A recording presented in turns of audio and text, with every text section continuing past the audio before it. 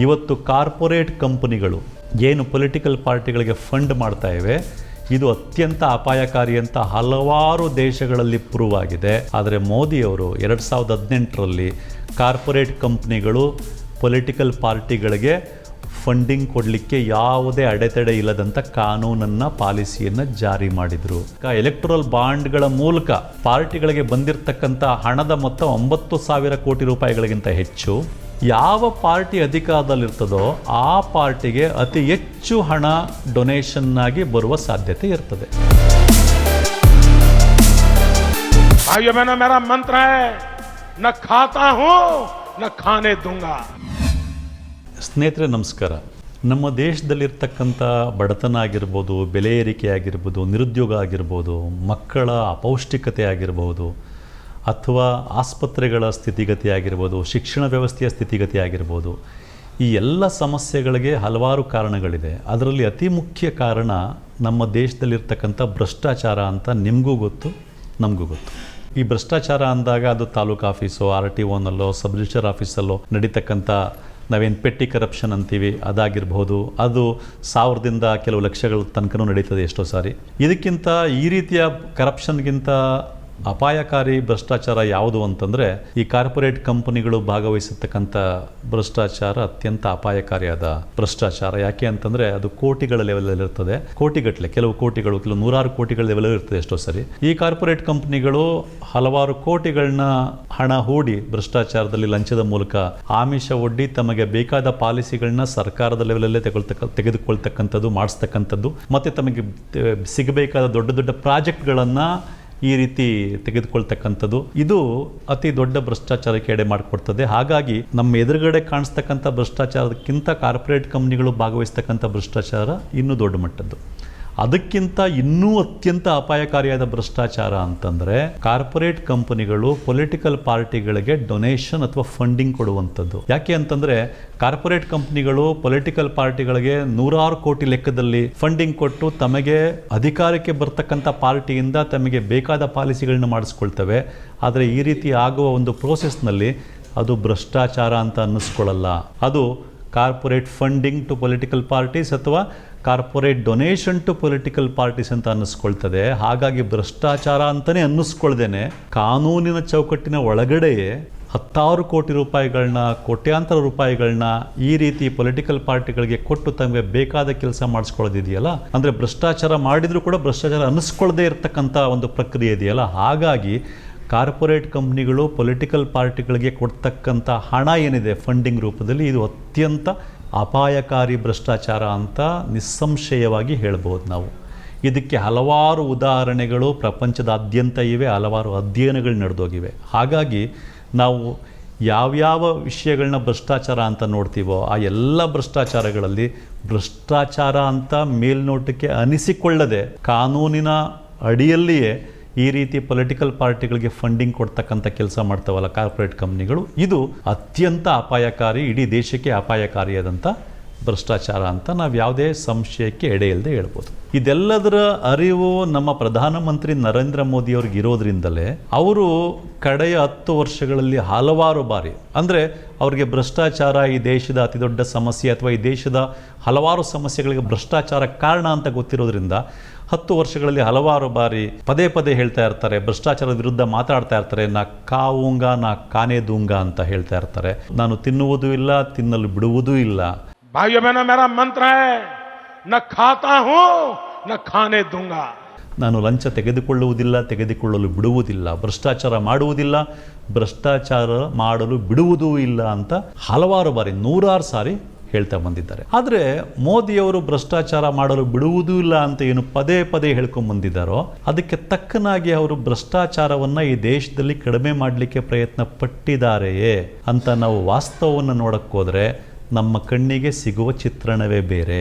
ಮೋದಿಯವರು ಏನು ಹೇಳ್ತಾ ಇದ್ದಾರೋ ಪದೇ ಪದೇ ಭ್ರಷ್ಟಾಚಾರ ಮಾಡಲು ಬಿಡುವುದೂ ಇಲ್ಲ ಅಂತ, ಅದಕ್ಕೆ ತಕ್ಕ ಹಾಗೆ ಅವರು ನಡ್ಕೊಳ್ತಾ ಇಲ್ಲ ಅನ್ನೋದು ನಮಗೆ ಸ್ಪಷ್ಟವಾಗಿ ಕಾಣಿಸುತ್ತೆ ಹಲವಾರು ಉದಾಹರಣೆಗಳಲ್ಲಿ. ಒಂದೆರಡೇ ಉದಾಹರಣೆಗಳನ್ನ ತಗೊಂಡು ಮುಂದಕ್ಕೆ ಹೋಗೋಣ. ನಮ್ಮದೇ ರಾಜ್ಯದಲ್ಲಿ 3 ವರ್ಷಗಳ ಹಿಂದೆ ಕಾಂಟ್ರಾಕ್ಟರ್ ಅಸೋಸಿಯೇಷನ್ ಅಧ್ಯಕ್ಷ ಕೆಂಪಣ್ಣನವರು ಈ ರಾಜ್ಯದಲ್ಲಿ ಅತ್ಯಂತ ಹೆಚ್ಚಿನ ಭ್ರಷ್ಟಾಚಾರ ನಡೀತಾ ಇದೆ, 40% ಹೋಗಿದೆ ಕಮಿಷನ್ನು. ಇದರ ಬಗ್ಗೆ ಏನಾದ್ರು ಕ್ರಮ ತಗೋಬೇಕು ಅಂತ ಪ್ರಧಾನಮಂತ್ರಿ ಮೋದಿಯವರಿಗೆ ಪತ್ರ ಬರೆದಾಗ ಮೋದಿಯವರು ಭ್ರಷ್ಟಾಚಾರದ ಬಗ್ಗೆ ಅವ್ರಿಗೆ ನಿಜಕ್ಕೂ ಕಳಕಳಿ ಇದ್ದಿದ್ರೆ, ಅದನ್ನು ಸರಿ ಮಾಡಬೇಕು ಅನ್ನೋ, ಭ್ರಷ್ಟಾಚಾರ ಕಡಿಮೆ ಮಾಡಬೇಕು ಅನ್ನೋ ಮನಸ್ಸಿದ್ದಿದ್ರೆ ಅವರು ಆಗ ಈ ರಾಜ್ಯದಲ್ಲಿ BJP ಅಧಿಕಾರದಲ್ಲಿತ್ತು, ಆಗ ಅಧಿಕಾರದಲ್ಲಿದ್ದ ಮುಖ್ಯಮಂತ್ರಿಗೆ ಅಥವಾ ಸರ್ಕಾರಕ್ಕೆ ಅವರು ಸೂಚನೆ ಕೊಡಬೇಕಾಗಿತ್ತು, ಅಟ್ಲೀಸ್ಟ್ ಇದ್ರ ಬಗ್ಗೆ ತನಿಖೆ ಮಾಡಿ ಅಂತ. ಆದರೆ ಪ್ರಧಾನಮಂತ್ರಿ ಮೋದಿಯವರು ಸೂಚನೆ ಕೊಡೋದಿರಲಿ, ಕೆಂಪಣ್ಣನವರ ಪತ್ರಕ್ಕೆ ಉತ್ತರಿಸುವ ಗೋಜಿಗೂ ಹೋಗಲಿಲ್ಲ. ಇನ್ನೊಂದು ಉದಾಹರಣೆ ನೋಡೋದಾದ್ರೆ, ಮಾಜಿ ರಾಜ್ಯಪಾಲರಾದ ಸತ್ಯಪಾಲ್ ಮಲ್ಲಿಕ್ರವರು ತಮ್ಮ ಹಲವಾರು TV ಸಂದರ್ಶನಗಳಲ್ಲಿ ನೇರವಾಗಿ ಹೇಳಿದ್ದಾರೆ, ಮೋದಿಯವರಿಗೆ ಭ್ರಷ್ಟಾಚಾರ ತಡೆಯೋದ್ರ ಬಗ್ಗೆ ಯಾವುದೇ ಸೀರಿಯಸ್ನೆಸ್ ಇಲ್ಲ ಅಂತ ಕೆಲವು ಉದಾಹರಣೆಗಳನ್ನ ಕೊಟ್ಟು ಹೇಳಿದ್ದಾರೆ. ಆದರೆ ಇವೆಲ್ಲಕ್ಕಿಂತ ಇನ್ನೂ ಮತ್ತೊಂದು ಹೆಜ್ಜೆ ಮುಂದೆ ಹೋಗಿ ನೋಡೋದಾದ್ರೆ, ಇವತ್ತು ಕಾರ್ಪೊರೇಟ್ ಕಂಪನಿಗಳು ಏನು ಪೊಲಿಟಿಕಲ್ ಪಾರ್ಟಿಗಳಿಗೆ ಫಂಡ್ ಮಾಡ್ತಾ ಇವೆ, ಇದು ಅತ್ಯಂತ ಅಪಾಯಕಾರಿ ಅಂತ ಹಲವಾರು ದೇಶಗಳಲ್ಲಿ ಪ್ರೂವ್ ಆಗಿದೆ. ಆದರೆ ಮೋದಿಯವರು 2018ರಲ್ಲಿ ಕಾರ್ಪೊರೇಟ್ ಕಂಪ್ನಿಗಳು ಪೊಲಿಟಿಕಲ್ ಪಾರ್ಟಿಗಳಿಗೆ ಫಂಡಿಂಗ್ ಕೊಡಲಿಕ್ಕೆ ಯಾವುದೇ ಅಡೆತಡೆ ಇಲ್ಲದಂಥ ಕಾನೂನನ್ನು, ಪಾಲಿಸಿಯನ್ನು ಜಾರಿ ಮಾಡಿದರು. ಹೀಗೆ ಜಾರಿ ಮಾಡೋದ್ರ ಮೂಲಕ ಈ ಕರಪ್ಷನ್ ಅಂತ ಏನಿದೆ, ಕರಪ್ಷನ್ನನ್ನು ಒಂದು ಮಟ್ಟಕ್ಕೆ ಲೀಗಲೈಸ್ ಮಾಡಿದರು. ನಾನು ಈ ಮಾತನ್ನು ಹೇಳ್ತಾ ಇರೋದಲ್ಲ, ಏನು 2018ರಲ್ಲಿ ಮೋದಿಯವರು ಎಲೆಕ್ಟೋರಲ್ ಬಾಂಡ್ ಅನ್ನೋ ಸಿಸ್ಟಮನ್ನು ತಂದ್ರಲ್ಲ, ಅದ್ರ ಬಗ್ಗೆ ಈಗ ಸುಪ್ರೀಂ ಕೋರ್ಟಲ್ಲಿ ವಿಚಾರಣೆ ನಡೀತಾ ಇದೆ. ವಿಚಾರಣೆ ಮುಗಿದು ತೀರ್ಪು ಬಾಕಿ ಇದೆ. ವಿಚಾರಣಾ ಸಮಯದಲ್ಲಿ ಚೀಫ್ ಜಸ್ಟಿಸ್ ಅವರು ಕೇಳಿದ ಪ್ರಶ್ನೆ ಇದು, ಈ ರೀತಿ ಎಲೆಕ್ಟೋರಲ್ ಬಾಂಡ್ ಸಿಸ್ಟಮ್ ಏನಿದೆ ಇದು ಕರಪ್ಷನ್ನನ್ನು ಲೀಗಲೈಸ್ ಮಾಡ್ದಂಗಾಗಲಿಲ್ವಾ, ಭ್ರಷ್ಟಾಚಾರವನ್ನು ಕಾನೂನುಬದ್ಧಗೊಳಿಸ್ದಂಗಾಗಲಿಲ್ವಾ ಅನ್ನೋ ಪ್ರಶ್ನೆನ ಕೇಳಿದರು.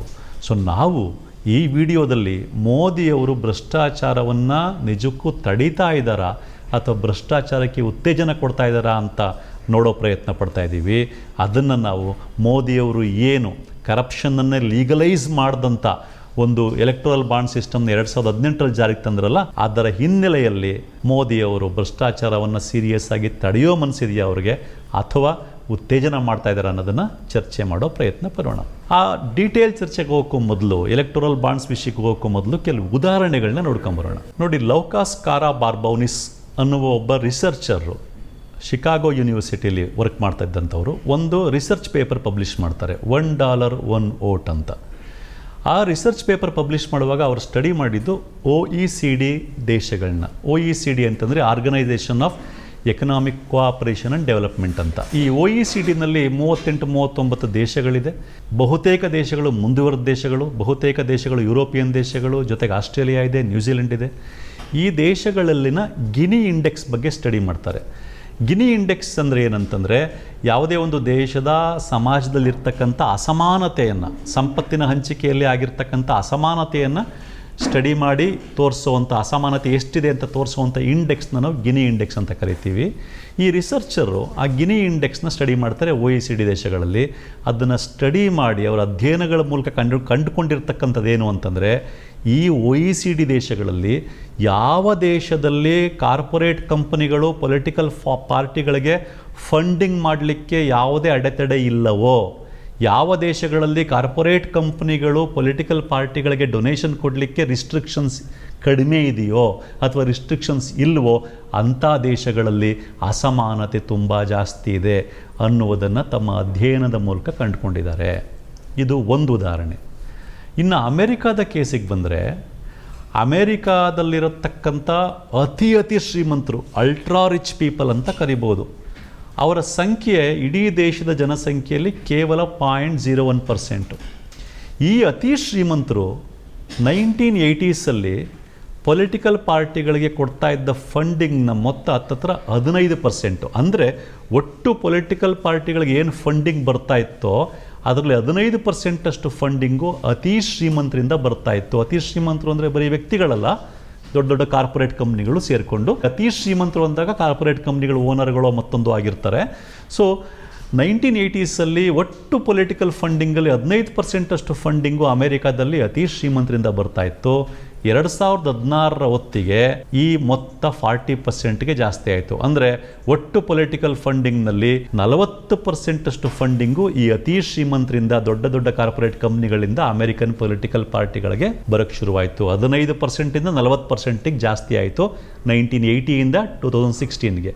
ಇದೇ ಅವಧಿಯೊಳಗಡೆ ಅದೇ ಅಮೆರಿಕಾದಲ್ಲಿ ಬಾಟಮ್ 50% ಪಾಪ್ಯುಲೇಷನ್ ಏನಿದೆ, ಕೆಳ ಮಧ್ಯಮ ವರ್ಗ, ಬಡವರ್ಗ, ಈ ಪಾಪ್ಯುಲೇಷನ್ದು ಇನ್ಕಮ್ಮು ಗಣನೀಯವಾಗಿ ಕಡಿಮೆ ಆಗಿದೆ. ಇದು ಅಂಕಿಅಂಶಗಳಲ್ಲಿ ಕಂಡು ಬರ್ತಾ ಇರ್ತಕ್ಕಂಥ ಅಂಶ. ಮತ್ತು ಇದೇ ಅವಧಿನಲ್ಲಿ ಕಾರ್ಪೊರೇಟ್ ಕಂಪನಿಗಳಿಗೆ ವಿಧಿಸ್ತಾ ಇದ್ದಂಥ ಕಾರ್ಪೊರೇಟ್ ಟ್ಯಾಕ್ಸಲ್ಲೂ ಕೂಡ ಗಣನೀಯವಾಗಿ ಇಳಿಕೆಯಾಗಿದೆ. ಇದರ ಅರ್ಥ ಏನು ಅಂತಂದರೆ, ಕಾರ್ಪೊರೇಟ್ ಕಂಪನಿಗಳು ಪೊಲಿಟಿಕಲ್ ಪಾರ್ಟಿಗಳಿಗೆ ಕೊಡ್ತಾ ಇದ್ದ ಫಂಡಿಂಗ್ ಜಾಸ್ತಿ ಆಗ್ತಾ ಅಮೆರಿಕಾದಲ್ಲಿ ಅವರ ಬೆಳವಣಿಗೆಯೂ ಜಾಸ್ತಿ ಆಯಿತು. ಯಾಕೆಂದರೆ ಕಾರ್ಪೊರೇಟ್ ಕಂಪನಿಗಳು ಬೆಳವಣಿಗೆಗೆ ಏನು ಬೇಕಾಗಿತ್ತು ಆ ಸೂಕ್ತವಾದ ಪಾಲಿಸಿಗಳು ಅಲ್ಲಿ ಜಾರಿಗೆ ಬಂದವು. ಅದೇ ಸಮಯದಲ್ಲಿ ಯಾವ ಕಾರ್ಪೊರೇಟ್ ಕಂಪ್ನಿಗಳಿಗೆ ಅನುಕೂಲ ಆಗ್ತಕ್ಕಂಥ ಪಾಲಿಸಿಗಳು ಜಾರಿಗೆ ಬಂದವೋ ನ್ಯಾಚುರಲಿ ಆ ಪಾಲಿಸಿಗಳು ಜನಸಾಮಾನ್ಯರಿಗೆ ಅನನುಕೂಲವಾಗಿದ್ವು. ಅದಕ್ಕೆ ಜನಸಾಮಾನ್ಯರ ಸಂಪಾದನೆ ಗಣನೀಯವಾಗಿ ಕಡಿಮೆ ಆಯಿತು ಇದೇ ಅವಧಿನಲ್ಲಿ. ಇನ್ನು ನೀವು ಜರ್ಮನಿಗೆ ಬಂದರೆ, ಇಡೀ ಯುರೋಪಿಯನ್ ಯೂನಿಯನ್ನಲ್ಲಿ ಜರ್ಮನಿಯಲ್ಲಿ ಮಾತ್ರ ಸಿಗರೇಟ್ ಕಂಪ್ನಿಗಳಿಗೆ ಎಲ್ಲೆಂದರಲ್ಲಿ ಅಂದರೆ ಸಾರ್ವಜನಿಕ ಪ್ರದೇಶದಲ್ಲೂ ಸಿಗರೇಟ್ ಆ್ಯಡ್ಗಳನ್ನ ಕೊಡಲಿಕ್ಕೆ ಅವಕಾಶ ಇದೆ. ಯಾಕೆ ಈ ರೀತಿ? ಯುರೋಪ್ ಯೂನಿಯನ್ನ ಬೇರೆ ದೇಶಗಳಲ್ಲಿ ಅವಕಾಶ ಇಲ್ಲ, ಜರ್ಮನಿಯಲ್ಲಿ ಮಾತ್ರ ಈ ಅವಕಾಶ ಇದೆ. ಯಾಕೆ ಈ ರೀತಿ ಅಂತಂದರೆ, ಜರ್ಮನಿನಲ್ಲಿ ಇರ್ತಕ್ಕಂಥ ಸಿಗರೇಟ್ ಕಂಪ್ನಿಗಳು ಜರ್ಮನಿಯ ಎಲ್ಲ ಪೊಲಿಟಿಕಲ್ ಪಾರ್ಟಿಗಳಿಗೂ ಅತ್ಯಂತ ಲಿಬರಲ್ ಆಗಿ ಡೊನೇಷನ್ನ ಕೊಡ್ತಾ ಬಂದಿವೆ. ಇದರಿಂದಾಗಿ ಪೊಲಿಟಿಕಲ್ ಪಾರ್ಟಿಗಳೆಲ್ಲ ಸೇರಿ ಯಾವುದೇ ಪೊಲಿಟಿಕಲ್ ಪಾರ್ಟಿ ಅಧಿಕಾರಕ್ಕೆ ಬಂದರೂ ಅವರ ಪಾಲಿಸಿ ಏನು ಮಾಡ್ಕೊಂಡಿದ್ದಾರೆ ಅಂತಂದರೆ, ಸಾರ್ವಜನಿಕ ಪ್ರದೇಶದಲ್ಲೂ ಸಿಗರೇಟ್ ಆ್ಯಡ್ ಕೊಡಲಿಕ್ಕೆ ಪರ್ಮಿಷನ್ನ ಕೊಟ್ಟಿದ್ದಾವೆ. ಇದರಿಂದ ಏನಾಯಿತು, ಆ ಸಿಗರೇಟ್ ಕಂಪ್ನಿಗಳಿಗೆ ಬಿಸ್ನೆಸ್ ಜಾಸ್ತಿ ಆಯಿತು. ಆದರೆ ಜನಸಾಮಾನ್ಯರ ಮೇಲೆ ಆಗಿದ ಪರಿಣಾಮ ಏನು? ಜನಸಾಮಾನ್ಯರು ಅದರ ಸೆಳೆತಕ್ಕೆ ಸಿಲುಕಿ ಹೆಚ್ಚು ಸಿಗರೇಟಿನ ದಾಸ್ಯಕ್ಕೆ ಸಿಕ್ಕು ಆರೋಗ್ಯ ಹಾಳಾಗಿರ್ತದೆ, ಇಡೀ ಸಮಾಜದ ಆರೋಗ್ಯ ಹಾಳಾಗಿರ್ತದೆ, ಜನಸಾಮಾನ್ಯರಿಗೆ ತೊಂದರೆ ಆಗಿರ್ತದೆ. ಅದರ ಲಾಭ ಆಗಿದ್ದು ಅಲ್ಲಿಯ ಸಿಗರೇಟ್ ಕಂಪನಿಗಳಿಗೆ. ಇದು ಕಾರ್ಪೊರೇಟ್ ಕಂಪ್ನಿಗಳು ಪೊಲಿಟಿಕಲ್ ಪಾರ್ಟಿಗಳಿಗೆ ಕೊಡುವ ಫಂಡಿಂಗ್ನಿಂದ ಆಗುವ ಸಾರ್ವಜನಿಕ ಅನಾಹುತ. ಇದಕ್ಕೆ 3 ಉದಾಹರಣೆಗಳನ್ನ ನೋಡಿದ್ವಿ. ಈ ಕಾರಣದಿಂದಾಗಿಯೇ ಇದನ್ನು ನೋಡ್ತಾ ಎಚ್ಚೆತ್ತುಕೊಂಡಂಥ ಹಲವಾರು ದೇಶಗಳು ಪೊಲಿಟಿಕಲ್ ಪಾರ್ಟಿಗಳಿಗೆ ಕಾರ್ಪೊರೇಟ್ ಕಂಪ್ನಿಗಳು ಫಂಡಿಂಗ್ ಕೊಡೋದನ್ನು ಕಡಿಮೆ ಮಾಡ್ತಾ ಬಂದವು, ಅದನ್ನು ರಿಸ್ಟ್ರಿಕ್ಟ್ ಮಾಡ್ತಾ ಬಂದವು. ಬೆಲ್ಜಿಯಂ ಮತ್ತು ಫ್ರಾನ್ಸು 1990ಇಂದನೇ ಸೀರೀಸ್ ಆಫ್ ರಿಸ್ಟ್ರಿಕ್ಷನ್ಸ್ನ ಹೇರ್ತಾ ಬಂದವು. 1995ಅಲ್ಲಿ ಫ್ರಾನ್ಸು ಕಾರ್ಪೊರೇಟ್ ಕಂಪ್ನಿಗಳು, ಪ್ರೈವೇಟ್ ಕಂಪ್ನಿಗಳು ಪೊಲಿಟಿಕಲ್ ಪಾರ್ಟಿಗಳಿಗೆ ಫಂಡಿಂಗ್ ಕೊಡೋದನ್ನ ಕಂಪ್ಲೀಟಾಗಿ ಸ್ಟಾಪ್ ಮಾಡ್ತು. ಮತ್ತು ಪಬ್ಲಿಕ್ ಪರ್ಸನ್ಸು ಕೂಡ ಫಂಡಿಂಗ್ ಕೊಡೋದನ್ನು ಪ್ರತಿಯೊಬ್ಬ ವ್ಯಕ್ತಿಗೆ 6,000 ಯೂರೋಗಳಿಗೆ ಲಿಮಿಟ್ ಮಾಡ್ತು ಅದನ್ನು. ಇನ್ನು ಮುಂದುವರಿತಾ ಇರೋ ದೇಶ, ಡೆವಲಪಿಂಗ್ ಕಂಟ್ರಿ ನಮ್ಮ ಥರನೇ ಆಗಿರ್ತಕ್ಕಂಥ ಬ್ರೆಜಿಲ್ ಮತ್ತು ಚಿಲಿ ತೀರಾ ಇತ್ತೀಚೆಗೆ ಪೊಲಿಟಿಕಲ್ ಪಾರ್ಟಿಗಳಿಗೆ ಕಾರ್ಪೊರೇಟ್ ಕಂಪ್ನಿಗಳು ಕೊಡೋ ಫಂಡಿಂಗ್ನ ಕಂಪ್ಲೀಟ್ ಬ್ಯಾನ್ ಮಾಡಿದ್ವು.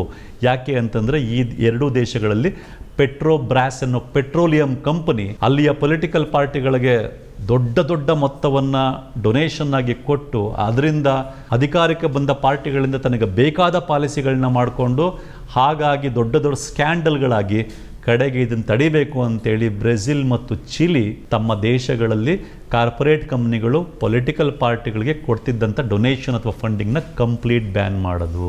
ಈಗ ಇಷ್ಟು ಉದಾಹರಣೆಗಳನ್ನ ನೀವು ಗಮನಿಸಿ. ನಾವು ಇನ್ನೂ ಹಲವಾರು ಉದಾಹರಣೆಗಳನ್ನ ಕೊಡ್ಬೋದು. ಈ ಕೊಟ್ಟಿರ್ತಕ್ಕಂಥ ಇಷ್ಟು ಉದಾಹರಣೆಗಳನ್ನ ನೀವು ಗಮನಿಸಿ. ಏನು ಈ ಉದಾಹರಣೆಗಳು ನಮ್ಗೆ ಏನು ಹೇಳ್ತಾ ಇವೆ ಅಂತಂದರೆ, ಯಾವುದೇ ದೇಶ ಆಗಿರಲಿ ಅಲ್ಲಿ ಕಾರ್ಪೊರೇಟ್ ಕಂಪ್ನಿಗಳು ಪೊಲಿಟಿಕಲ್ ಪಾರ್ಟಿಗಳಿಗೆ ಫಂಡಿಂಗ್ ಕೊಡುವಾಗ ದೊಡ್ಡ ಅಮೌಂಟನ್ನು ಫಂಡಿಂಗ್ ಆಗಿ ಡೊನೇಷನ್ ಆಗಿ ಕೊಡ್ತವೆ. ಅದಕ್ಕೆ ಪ್ರತಿಫಲವಾಗಿ ಆ ಪೊಲಿಟಿಕಲ್ ಪಾರ್ಟಿಗಳು ಅಧಿಕಾರಕ್ಕೆ ಬಂದಾಗ ತಮಗೆ ಅನುಕೂಲ ಆಗಿರ್ತಕ್ಕಂಥ ಪಾಲಿಸಿಗಳನ್ನ ಈ ಪಾರ್ಟಿಗಳ ಕೈಲಿ, ಆ ಸರ್ಕಾರಗಳ ಕೈಲಿ ಇಂಪ್ಲಿಮೆಂಟ್ ಮಾಡಿಸ್ಕೊಳ್ತವೆ. ಹಾಗಾಗಿ ತಾವು ಎಷ್ಟು ಡೊನೇಷನ್ ಕೊಟ್ಟಿರ್ತವೋ ಅದಕ್ಕಿಂತ 10 ಪಟ್ಟು ಹೆಚ್ಚು ಲಾಭವನ್ನು ಪಡ್ಕೊಳ್ತವೆ. ಇನ್ನೊಂದು ಕಡೆ ಈ ಕಾರ್ಪೊರೇಟ್ ಕಂಪ್ನಿಗಳಿಗೆ ಅನುಕೂಲ ಆಗಿರ್ತಕ್ಕಂಥ ಪಾಲಿಸಿಗಳನ್ನ ಜಾರಿ ಮಾಡಲಿಕ್ಕೆ ಹೋದಾಗ ಅದರ ನೆಗೆಟಿವ್ ಎಫೆಕ್ಟು ಅಲ್ಲಿಯ ಜನಸಾಮಾನ್ಯರ ಮೇಲೆ ಬಿದ್ದಿದೆ. ಇದು ಪ್ರತಿಯೊಂದು ದೇಶದ ಅನುಭವ. ಹಾಗಾಗಿಯೇ ಹಲವಾರು ದೇಶಗಳು ಪೊಲಿಟಿಕಲ್ ಪಾರ್ಟಿಗಳಿಗೆ ಕಾರ್ಪೊರೇಟ್ ಕಂಪ್ನಿಗಳು ಫಂಡಿಂಗ್ ಕೊಡೋದನ್ನ ಬ್ಯಾನ್ ಮಾಡಿವೆ. ಮತ್ತು ಈ ಅನುಭವ ಏನಾಗಿದೆ, ಈ ರೀತಿ ಕಾರ್ಪೊರೇಟ್ ಕಂಪ್ನಿಗಳು ಪೊಲಿಟಿಕಲ್ ಪಾರ್ಟಿಗಳಿಗೆ ಫಂಡಿಂಗ್ ಕೊಡೋದ್ರಿಂದ ಆ ದೇಶದ ಸರ್ಕಾರಗಳು ತೆಗೆದುಕೊಳ್ಳುವ ಪಾಲಿಸಿಗಳ ಮೇಲೆ ಕಂಟ್ರೋಲ್ ತಗೊಳ್ತವೆ. ಕಂಪನಿಗಳು ತಮಗೆ ಬೇಕಾದಂಗೆ ಪಾಲಿಸಿ ಮಾಡಿಸ್ಕೊಳ್ತವೆ, ತಾವು ಲಾಭ ಮಾಡ್ಕೊಳ್ತೇವೆ, ಜನಸಾಮಾನ್ಯರಿಗೆ ತೊಂದರೆ ಆಗುತ್ತೆ. ಈ ಒಂದು ಅಂಶ ಇದೆಯಲ್ಲ, ಇದು ಆಗಿರ್ತಕ್ಕಂಥದ್ದು. ಮತ್ತೆ ಅದರಿಂದಾಗಿ ಈ ಡೊನೇಷನ್ನ ಬ್ಯಾನ್ ಮಾಡಿರ್ತಕ್ಕಂಥದ್ದು ಎಂಥ ದೇಶಗಳಲ್ಲಿ? ಮುಂದುವರೆದಿರ್ತಕ್ಕಂಥ ದೇಶಗಳಲ್ಲಿ, ಫ್ರಾನ್ಸ್ ಅಂತ ದೇಶ, ಹಲವಾರು ಯುರೋಪಿಯನ್ ದೇಶಗಳಲ್ಲಿ ಈ ರೀತಿ ಬ್ಯಾನ್ ಮಾಡಿದ್ದಾರೆ. ಎಂಥ ದೇಶಗಳು? ಮುಂದುವರೆದಿರೋ ದೇಶಗಳು, ಜನ ಅತ್ಯಂತ ಹೆಚ್ಚು ಓದ್ಕೊಂಡಿರ್ತಕ್ಕಂಥ ದೇಶಗಳು, ಜನರಲ್ಲಿ ಒಂದು ಎಚ್ಚರ ಇರ್ತಕ್ಕಂಥ ದೇಶಗಳು, ಅಂಥ ದೇಶಗಳಲ್ಲೇನೆ, ಮತ್ತು ಕರಪ್ಷನ್ ಕಡಿಮೆ ಇರ್ತಕ್ಕಂಥ ದೇಶಗಳು, ಇಂಥ ದೇಶಗಳಲ್ಲೇನೆ ಹಾಗೆಯೇ ಕಾರ್ಪೊರೇಟ್ ಕಂಪ್ನಿಗಳು ಪೊಲಿಟಿಕಲ್ ಪಾರ್ಟಿಗೆ ಕೊಡ್ತಕ್ಕಂಥ ಫಂಡಿಂಗ್ನಿಂದ ಆಗೋ ತೊಂದರೆಯನ್ನು, ಜನಸಾಮಾನ್ಯರಿಗೆ ಆಗೋ ತೊಂದರೆಯನ್ನು ತಡೆಯೋಕ್ಕಾಗಲಿಲ್ಲ. ಕಡೆಗೆ ಅನಿವಾರ್ಯವಾಗಿ ಆ ಡೊನೇಷನ್ನ ಬ್ಯಾನ್ ಮಾಡಿದ್ರು ಅಂತ ಬಂದಾಗ ನಮ್ಮ ದೇಶದಲ್ಲಿ ಏನು ಮಾಡಬೇಕಾಗಿತ್ತು? ಇಂಥ ದೇಶಗಳಲ್ಲೇ ಈ ಪೊಲಿಟಿಕಲ್ ಫಂಡಿಂಗ್ ಏನು ಕಾರ್ಪೊರೇಟ್ ಕಂಪ್ನಿಗಳು ಕೊಡ್ತವೆ, ಇದರಿಂದ ಜನಸಾಮಾನ್ಯರಿಗೆ ಅತಿ ಹೆಚ್ಚಿನ ತೊಂದರೆ ಆಗ್ತದೆ, ಸಮಾಜದ ಒಟ್ಟು ಸಮಾನತೆ ಕಡಿಮೆ ಆಗ್ತಾ ಬರ್ತದೆ, ಅಸಮಾನತೆ ಜಾಸ್ತಿ ಬರ್ತದೆ ಅಂತ ಮನಗಂಡು ಹಾಗೆಲ್ಲ ಮಾಡಿರುವಾಗ ನಮ್ಮ ದೇಶ ಏನು ಮಾಡಬೇಕಾಗಿತ್ತು? ನಮ್ಮ ದೇಶನೂ ಅದೇ ದಾರಿಯಲ್ಲಿ ಹೋಗಬೇಕಾಗಿತ್ತಲ್ವ? ಆದರೆ ನಮ್ಮ ದೇಶ ಅತಿ ಹೆಚ್ಚು ಕರಪ್ಷನ್ ಇರ್ತಕ್ಕಂಥ ದೇಶ ಮತ್ತು ಇನ್ನೂ ಕೂಡ ಓದು ಬರಹ ಆ ದೇಶಗಳಿಗೆ ಕಂಪೇರ್ ಮಾಡಿದ್ರೆ ಕಡಿಮೆ ಇರ್ತಕ್ಕಂಥ ದೇಶ. ಇಂಥ ದೇಶದಲ್ಲಿ ಅನ್ಲಿಮಿಟೆಡ್ ಆಗಿ ಕಾರ್ಪೊರೇಟ್ ಕಂಪ್ನಿಗಳು ಪೊಲಿಟಿಕಲ್ ಪಾರ್ಟಿಗಳಿಗೆ ಡೊನೇಷನ್ ಕೊಡಬಹುದು ಅನ್ನುವ ಪಾಲಿಸಿಯನ್ನು 2018ರಲ್ಲಿ ಮೋದಿಯವರು ಜಾರಿಗೆ ತರ್ತಾರೆ. ಇದು ಏನು ಅರ್ಥ ಕೊಡುತ್ತೆ ಅಂದರೆ, ಯಾವ ಸಂದೇಶ ಕೊಡ್ತಾ ಇದೆ? ಈ ದೇಶ ನಮ್ಮ ಕೈಲಿದೆಯಾ, ಪ್ರಜೆಗಳ ಕೈಲಿದೆಯಾ, ಅಥವಾ ಕಾರ್ಪೊರೇಟ್ ಕಂಪ್ನಿಗಳ ಕೈಲಿದೆಯಾ ಅನ್ನೋ ಅನುಮಾನವನ್ನು ನಮ್ಮ ಕೈಲಿ ಹುಟ್ಟಿಸಲ್ವಾ? 2018ಕ್ಕಿಂತ ಮುಂಚೆ ಏನಿತ್ತು ಸಿಸ್ಟಮು? 2018ಕ್ಕಿಂತ ಮುಂಚೆ ಇದ್ದಿದ್ದ ಸಿಸ್ಟಮ್ಮು, ಯಾವುದೇ ಒಂದು ಕಾರ್ಪೊರೇಟ್ ಕಂಪನಿ ಪೊಲಿಟಿಕಲ್ ಪಾರ್ಟಿಗಳಿಗೆ ಡೊನೇಷನ್ ಕೊಡಬೇಕು ಅಂತಂದರೆ ತನ್ನ ಹಿಂದಿನ 3 ವರ್ಷದ ಅವಧಿಯಲ್ಲಿ ಎಷ್ಟು ಪ್ರಾಫಿಟ್ ಬಂದಿರುತ್ತೋ ಆ ಪ್ರಾಫಿಟ್ನಲ್ಲಿ 7.5% ಅಷ್ಟನ್ನು ಮಾತ್ರ ಪೊಲಿಟಿಕಲ್ ಪಾರ್ಟಿಗಳಿಗೆ ಡೊನೇಷನ್ ಕೊಡಬೇಕಾಗಿತ್ತು. ಮತ್ತು ಯಾವ ಕಂಪನಿ ಯಾವ ಪಾರ್ಟಿಗೆ ಡೊನೇಷನ್ ಕೊಟ್ಟಿದೆ ಅಂತ ಗೊತ್ತಾಗ್ತಿತ್ತು. ಹಾಗಾಗಿ ಯಾವುದೇ ಒಂದು ಕಂಪನಿ ಅಧಿಕೃತವಾಗಿ ಯಾವುದೇ ಒಂದು ಪೊಲಿಟಿಕಲ್ ಪಾರ್ಟಿಗೆ ಡೊನೇಷನ್ ಕೊಡಬೇಕು ಅಂತಂದರೆ ತನ್ನ ಹಿಂದಿನ 3 ವರ್ಷದ ಪ್ರಾಫಿಟ್ನ 7.5% ಅಷ್ಟು ಮಾತ್ರ ಅಮೌಂಟನ್ನು ಡೊನೇಷನ್ನ ಕೊಡಬಹುದಾಗಿತ್ತು. ನಂಬರ್ 1.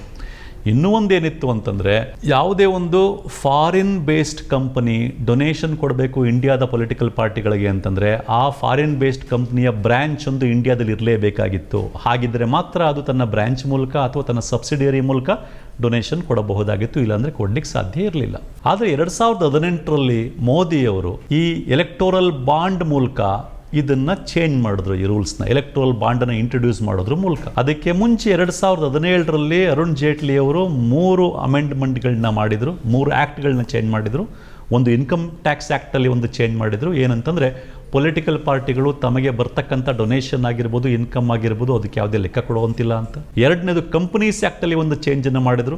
ಕಂಪನೀಸ್ ಆ್ಯಕ್ಟಲ್ಲಿ ಏನು ಅಂತಂದರೆ ಅಲ್ಲಿ ತನಕ ಇದ್ದಿದ್ದೇನು ನಾನಾಗಲೇ ಹೇಳ್ದಂಗೆ ಯಾವುದೇ ಒಂದು ಕಂಪನಿ ತನ್ನ 3 ವರ್ಷಗಳ ಪ್ರಾಫಿಟ್ನಲ್ಲಿ 7.5% ಅಷ್ಟು ಮಾತ್ರ ಡೊನೇಷನ್ನ ಕೊಡ್ಬೋದಾಗಿತ್ತು. ಆದರೆ ಅರುಣ್ ಜೇಟ್ಲಿ ಅವರು 2017ರಲ್ಲಿ ಏನು ಚೇಂಜ್ ಮಾಡಿದ್ರು ಅಂತಂದರೆ ಆ ಕಂಪನೀಸ್ ಆ್ಯಕ್ಟ್ನಲ್ಲಿ ಯಾವ ಕಂಪನಿ ಎಷ್ಟು ಬೇಕಾದರೂ ಹಣವನ್ನು ಯಾವುದೇ ಪೊಲಿಟಿಕಲ್ ಪಾರ್ಟಿಗೆ ಡೊನೇಷನ್ನ ಕೊಡ್ಬೋದು ಅಂತ ಚೇಂಜ್ ಮಾಡಿದ್ರು. ಮತ್ತೆ ಮುಂದುವರೆದು ಫಾರಿನ್ ಕಾಂಟ್ರಿಬ್ಯೂಷನ್ ರೆಗ್ಯುಲೇಷನ್ ಆ್ಯಕ್ಟ್ನಲ್ಲೂ ಕೂಡ ಚೇಂಜನ್ನು ತಂದರು. ಅದಕ್ಕಿಂತ ಮುಂಚೆ ಏನಿತ್ತು, ಯಾವುದೇ ಒಂದು ಫಾರಿನ್ ಕಂಪನಿ ಡೊನೇಷನ್ ಕೊಡಬೇಕು ಅಂತಂದರೆ ಇಂಡಿಯಾದ ಪೊಲಿಟಿಕಲ್ ಪಾರ್ಟಿಗಳಿಗೆ ಆ ಕಂಪನಿಯ ಒಂದು ಬ್ರ್ಯಾಂಚ್ ಅಥವಾ ಸಬ್ಸಿಡಿಯರಿ ಇಂಡಿಯಾದಲ್ಲಿ ಇರಬೇಕಾಗಿತ್ತು ಅಂತ. ಆದರೆ ಆ ರೀತಿಯ ಬ್ರ್ಯಾಂಚ್ ಅಥವಾ ಸಬ್ಸಿಡಿಯರಿ ಇಲ್ಲದೆಯೂ ಕೂಡ ಫಾರಿನ್ ಕಂಪನಿಗಳು ಇಂಡಿಯಾದ ಪೊಲಿಟಿಕಲ್ ಪಾರ್ಟಿಗಳಿಗೆ ಡೊನೇಷನ್ ಕೊಡಬಹುದು ಅನ್ನೋ ಚೇಂಜನ್ನು ಕೂಡ ತಂದರು. ಈ ರೀತಿ ಡೊನೇಷನ್ ಕೊಡಲಿಕ್ಕೆ ಒಂದು ಇನ್ಸ್ಟ್ರೂಮೆಂಟನ್ನು ಕೂಡ ತೊಗೊಂಬಂದರು. ಅದನ್ನು 2018ರಲ್ಲಿ ಅದನ್ನು ಪಾಸ್ ಮಾಡಿದ್ರು. ಅದನ್ನು ಫಿನಾನ್ಸ್ ಬಿಲ್ ಆಗಿ ಪಾಸ್ ಮಾಡಿದರು. ಈ ಒಂದು ಇಡೀ ಪ್ರೋಸೆಸ್ನಲ್ಲಿ ಡೊನೇಷನ್ ಕೊಡಬೇಕಂತಿದ್ರೆ ಯಾವುದೇ ಒಂದು ಕಂಪನಿ ತಾನು ಎಷ್ಟು ಅಮೌಂಟ್ ಬೇಕಾದರೂ ಯಾವುದೇ ಪೊಲಿಟಿಕಲ್ ಪಾರ್ಟಿ ಕೊಡ್ಬೋದು. ಮತ್ತು ಯಾವ ಕಂಪನಿ ಯಾವ ಪೊಲಿಟಿಕಲ್ ಪಾರ್ಟಿಗೆ ಡೊನೇಷನ್ ಕೊಡುತ್ತೆ ಅನ್ನೋದು ಯಾರಿಗೂ ಗೊತ್ತಾಗಲ್ಲ, ಕಾನ್ಫಿಡೆನ್ಷಿಯಲ್ ಆಗಿರುತ್ತೆ ಅನ್ನೋ ರೂಲ್ಸನ್ನು ಕೂಡ ತರಲಾಯಿತು. ಈ ಒಂದು ಪಾಲಿಸಿನ ಜಾರಿ ತರಲಿಕ್ಕೆ ಹೊರಟಾಗ ರಿಸರ್ವ್ ಬ್ಯಾಂಕ್ ಆಫ್ ಇಂಡಿಯಾ ಇದಕ್ಕೆ ಆಕ್ಷೇಪ ವ್ಯಕ್ತಪಡಿಸ್ತು. ಇದರಲ್ಲಿ ಟ್ರಾನ್ಸ್ಪರೆನ್ಸಿ ಇಲ್ಲ, ಟ್ರಾನ್ಸ್ಪರೆನ್ಸಿ ಇಲ್ಲದೆ ಇರೋದ್ರಿಂದ ಇದು ಬೇರೆ ಬೇರೆ ರೀತಿಯ ಕರಪ್ಷನ್ಗೆ ಮತ್ತೊಂದಕ್ಕೆ ಎಡೆ ಮಾಡಿಕೊಡಬಹುದು ಅನ್ನುವ ಆಕ್ಷೇಪ ವ್ಯಕ್ತಪಡಿಸ್ತು. ಆದರೆ ಆಕ್ಷೇಪವನ್ನು ಯಾವುದೇ ಗಣನೆಗೆ ಕೇಂದ್ರ ಸರ್ಕಾರ ತೆಗೆದುಕೊಳ್ಳಿಲ್ಲ. ಎಲೆಕ್ಷನ್ ಕಮಿಷನ್ ಕೂಡ ಇದಕ್ಕೆ ಆಕ್ಷೇಪವನ್ನು ವ್ಯಕ್ತಪಡಿಸ್ತು. ಪೊಲಿಟಿಕಲ್ ಪಾರ್ಟಿಗಳಿಗೆ ಬೇರೆ ಬೇರೆ ರೀತಿಯ ಹಣಗಳು, ಕಪ್ಪು ಹಣ ಮುಂತಾದ ಹಣ ಬರೋ ಅವಕಾಶಗಳಿದೆ ಇದರಲ್ಲಿ ಅಂತ. ಅದಕ್ಕೂ ಕೂಡ ಗಣನೆಗೆ ತೆಗೆದುಕೊಳ್ಳದೆ ಲೋಕಸಭೆಯಲ್ಲಿ ಈ ಒಂದು ಎಲೆಕ್ಟೋರಲ್ ಬಾಂಡ್ ಏನಿದೆ ಇದನ್ನು ಫಿನಾನ್ಸ್ ಬಿಲ್ ಆಗಿ ಪಾಸ್ ಮಾಡಲಾಯಿತು. ಮತ್ತು ಲೋಕಸಭೆಯಲ್ಲಿ ಇದನ್ನು ಪಾಸ್ ಮಾಡುವಾಗ ಲೋಕಸಭೆಯ ಸದಸ್ಯರಿಗೆ MP ಗಳಿಗೆ ಕೆಲವು 1-2 ಗಂಟೆಗಳ ಮುಂಚೆ ಮಾತ್ರ ಈ ಪಾಲಿಸಿಯ ಡೀಟೇಲ್ಸನ್ನು, ಈ ಮಸೂದೆಯ ಡೀಟೇಲ್ಸನ್ನು ಕೊಡಲಾಯಿತು. ಹಾಗಾಗಿ ಅವರಿಗೆ ಅದನ್ನು ಕಂಪ್ಲೀಟಾಗಿ ಅರ್ಥ ಮಾಡಿಕೊಂಡು ಚರ್ಚೆ ಮಾಡುವ ಅವಕಾಶವೂ ಇರಲಿಲ್ಲ. 2ನೇದಾಗಿ ಇದನ್ನು ಲೋಕಸಭೆಯೊಳಗೆ ಫಿನಾನ್ಸ್ ಬಿಲ್ ಆಗಿ ಪಾಸ್ ಮಾಡಲಾಯಿತು. ಯಾಕೆ ಅಂತಂದರೆ ಫಿನಾನ್ಸ್ ಬಿಲ್ ಆಗಿ ಪಾಸ್ ಆದರೆ ಅದು ರಾಜ್ಯಸಭೆಯಲ್ಲಿ ಪಾಸ್ ಆಗಬೇಕಾದ ಅವಶ್ಯಕತೆ ಇಲ್ಲ, ನೇರವಾಗಿ ಅದು ಪಾಲಿಸಿಯಾಗಿ ಜಾರಿಗೆ ಬರ್ತದೆ. ಏಕೆಂದರೆ ಫಿನಾನ್ಸ್ ಬೇರೆ ರೀತಿ ಅದನ್ನು ಜಾರಿ ಮಾಡಲಿಕ್ಕೆ ಪ್ರಯತ್ನ ಪಟ್ಟಿದ್ರೆ ರಾಜ್ಯಸಭೆಯಲ್ಲೂ ಚರ್ಚಿಸಲೇಬೇಕಾಗಿತ್ತು, ರಾಜ್ಯಸಭೆಯಲ್ಲೂ ಪಾಸ್ ಮಾಡಬೇಕಾಗಿತ್ತು. ಅದನ್ನು ಅವಾಯ್ಡ್ ಮಾಡೋಕ್ಕೋಸ್ಕರ ಅದನ್ನು ಫಿನಾನ್ಸ್ ಬಿಲ್ ರೂಪದಲ್ಲಿ ಜಾರಿ ತರಲಾಯಿತು. ಇದಾದಮೇಲೆ ಏನಾಯಿತು, ಯಾವ ರೀತಿ ಇದರಲ್ಲಿ ಪದೇ ಪದೇ ಒಂದು ಮಾತು ಬರ್ತಾ ಇದೆ ಎಲೆಕ್ಟ್ರಲ್ ಬಾಂಡ್ಸ್ ಅಂತ. ಈ ರೀತಿ ಕಂಪನಿಗಳಿಂದ ಎಷ್ಟೇ ಮೊತ್ತದ ಅಮೌಂಟನ್ನಾದರೂ ಪೊಲಿಟಿಕಲ್ ಪಾರ್ಟಿಗಳಿಗೆ ಡೊನೇಷನ್ ಕೊಡ್ಬೋದು ಅನ್ನೋದನ್ನು ಎಲೆಕ್ಟ್ರಲ್ ಬಾಂಡ್ ಅನ್ನೋ ಸಿಸ್ಟಮ್ ಮೂಲಕ ಜಾರಿಗೆ ತಂದರು. ಈ ಎಲೆಕ್ಟೋರಲ್ ಬಾಂಡ್ ಅಂದರೆ ಏನು? ತುಂಬ ಸಿಂಪಲ್ ಇದನ್ನ ಅರ್ಥ ಮಾಡ್ಕೊಳ್ಳೋದು. ಈಗ ನಾನೊಬ್ಬ ವ್ಯಕ್ತಿ ಆಗಿರ್ಬೋದು ಅಥವಾ ನನ್ನದೇ ಒಂದು ಕಂಪನಿ ಇರ್ಬೋದು, ನಾನು ಯಾವುದೋ ಒಂದು ಪೊಲಿಟಿಕಲ್ ಪಾರ್ಟಿಗೆ ಒಂದು 50 ಲಕ್ಷ ರೂಪಾಯಿ ಡೊನೇಷನ್ ಕೊಡ್ತೀನಿ ಅಂತ ಅಂದ್ಕೊಂಡ್ರೆ ನಾನೇನು ಮಾಡ್ಬೋದು ಅಂತಂದರೆ, ಸ್ಟೇಟ್ ಬ್ಯಾಂಕ್ ಆಫ್ ಇಂಡಿಯಾದವರು ಪ್ರತಿ ವರ್ಷ 4 ಸರಿ ಜನವರಿ, ಏಪ್ರಿಲ್, ಜುಲೈ ಮತ್ತು ಅಕ್ಟೋಬರ್ ಈ 4 ತಿಂಗಳುಗಳಲ್ಲಿ ಮೊದಲ 10 ದಿನ ಎಲೆಕ್ಟೋರ್ ಬಾಂಡ್ಗಳನ್ನ ಓಪನ್ ಮಾಡ್ತಾರೆ. ಅಂಥ ಒಂದು ಸಮಯದಲ್ಲಿ ನಾನು ಒಬ್ಬ ಕಂಪನಿ ಓನರಾಗಿ, ಒಬ್ಬ ಕಂಪನಿಯವನಾಗಿ 50 ಲಕ್ಷ ರೂಪಾಯಿ ಯಾವುದಾದ್ರೂ SBI ಬ್ರ್ಯಾಂಚ್ಗೆ ಹೋಗಿ 50 ಲಕ್ಷ ರೂಪಾಯಿ ಮೊತ್ತದ ಎಲೆಕ್ಟೋರಲ್ ಬಾಂಡ್ನ ಪರ್ಚೇಸ್ ಮಾಡ್ಬೋದು. ಹೀಗೆ ಎಲೆಕ್ಟ್ರಲ್ ಬಾಂಡ್ಗಳನ್ನ 1,000ದಿಂದ ಹಿಡಿದು 1 ಕೋಟಿ ಮೌಲ್ಯದ ಎಲೆಕ್ಟ್ರಲ್ ಬಾಂಡ್ಗಳ ತನಕನೂ ಪರ್ಚೇಸ್ ಮಾಡ್ಬೋದು. ನಾನು 10,000 ರೂಪಾಯಿ ಕೊಟ್ಬಿಟ್ಟು 10,000 ರೂಪಾಯಿ ಮೌಲ್ಯದ ಎಲೆಕ್ಟ್ರಲ್ ಬಾಂಡ್ ಪರ್ಚೇಸ್ ಮಾಡ್ಬೋದು, ಅಥವಾ 50,000 ರೂಪಾಯಿ ಕೊಟ್ಬಿಟ್ಟು 50,000 ರೂಪಾಯಿ ಮೌಲ್ಯದ ಎಲೆಕ್ಟ್ರಲ್ ಬಾಂಡ್ ಪರ್ಚೇಸ್ ಮಾಡ್ಬೋದು. ಅದೇ ರೀತಿ 1 ಕೋಟಿ ರೂಪಾಯಿಗಳನ್ನ ಕೊಟ್ಟು 1 ಕೋಟಿ ರೂಪಾಯಿ ಮೊತ್ತದ ಎಲೆಕ್ಟ್ರಲ್ ಬಾಂಡನ್ನು ಕೂಡ ಪರ್ಚೇಸ್ ಮಾಡ್ಬೋದು. ಈ ರೀತಿ ಪರ್ಚೇಸ್ ಮಾಡಿದಂಥ ಎಲೆಕ್ಟ್ರಲ್ ಬಾಂಡ್ಗೆ 15 ದಿನಗಳ ವ್ಯಾಲಿಡಿಟಿ ಮಾತ್ರ ಇರ್ತದೆ. 15 ದಿನಗಳ ಒಳಗಡೆ ನಾನು ಅದನ್ನು ನನಗಿಷ್ಟ ಬಂದ ಪೊಲಿಟಿಕಲ್ ಪಾರ್ಟಿಗೆ ಯಾವುದೋ ಒಂದು ರೀತಿ ತಲುಪಿಸ್ತೀನಿ. ಅವರು ಆ ಎಲೆಕ್ಟ್ರಲ್ ಬಾಂಡನ್ನು ಅದರಲ್ಲಿರ್ತಕ್ಕಂಥ ಎಷ್ಟು ಮೊತ್ತದ ಹಣ ಇರ್ತದೋ ಅದನ್ನು ತಮ್ಮ ಅಕೌಂಟಿಗೆ ಟ್ರಾನ್ಸ್ಫರ್ ಮಾಡ್ಕೋಬೋದು. ಈ ರೀತಿ ನಾನು ಯಾವುದಾದ್ರೂ ಒಂದು ಪೊಲಿಟಿಕಲ್ ಪಾರ್ಟಿಗೆ ಒಂದು 50 ಲಕ್ಷ ರೂಪಾಯಿ ಹಣ ಕೊಡಬೇಕು ಅಂತಿದ್ರೆ 50 ಲಕ್ಷ ರೂಪಾಯಿದು ಎಲೆಕ್ಟ್ರಲ್ ಬಾಂಡ್ ಪರ್ಚೇಸ್ ಮಾಡ್ತೀನಿ. ಅದನ್ನು ಇಮಿಡಿಯೇಟಾಗಿ ನನಗೆ ಇಷ್ಟ ಬಂದಿರೋ ಪೊಲಿಟಿಕಲ್ ಪಾರ್ಟಿಗೆ ತಲುಪಿಸ್ತೀನಿ. ಆ ಪೊಲಿಟಿಕಲ್ ಪಾರ್ಟಿಯವರು ಆ ಬಾಂಡನ್ನು ತಮ್ಮ ಅಕೌಂಟಿಗೆ ಹಣವನ್ನಾಗಿ ಟ್ರಾನ್ಸ್ಫರ್ ಮಾಡ್ಕೋಬಹುದು. ಈ ರೀತಿ ನನ್ನ ಕಡೆಯಿಂದ ಒಂದು ಪೊಲಿಟಿಕಲ್ ಪಾರ್ಟಿಗೆ 50 ಲಕ್ಷ ರೂಪಾಯಿ ಹಣ ಡೊನೇಷನ್ ಆಗಿ ಹೋಯಿತು. ಈ ರೀತಿ ಎಲೆಕ್ಟ್ರಲ್ ಬಾಂಡ್ ಸಿಸ್ಟಮ್ ವರ್ಕ್ ಮಾಡುತ್ತೆ. ಮತ್ತು ಯಾರು ಎಷ್ಟು ಹಣವನ್ನು ಡೊನೇಟ್ ಮಾಡಿದರು, ಯಾರು ಯಾವ ಪಾರ್ಟಿಗೆ ಎಷ್ಟು ಹಣವನ್ನು ಡೊನೇಟ್ ಮಾಡಿದರು ಅಂತ ಗೊತ್ತಾಗಲ್ಲ ಈ ಸಿಸ್ಟಮ್ನಲ್ಲಿ.